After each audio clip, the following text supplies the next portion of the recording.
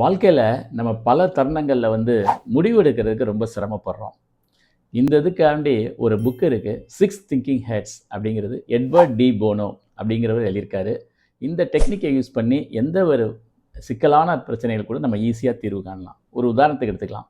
ஒரு பேரண்ட் அவங்க குழந்தைகளை மேற்படிப்பு படிக்க வைக்கிறதுக்கு ரொம்ப குழம்பி போயிருக்காங்க. இந்தியாவில் படிக்க வைக்கலாமா, ஃபாரினில் படிக்க வைக்கலாமான்னு சொல்லி முடிவெடுக்க முடியாமல் திணறாங்கன்னு இருக்குங்க.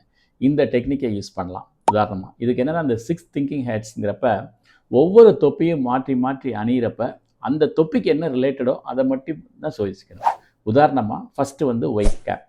ஸோ ஒயிட் ஹேட் போடுறப்ப அந்த நம்ம என்ன விஷயமோ அதை பற்றிய டேட்டாஸ், இன்ஃபர்மேஷன் அதை மட்டும் கலெக்ட் பண்ணணும். அடுத்து ரெட்டு.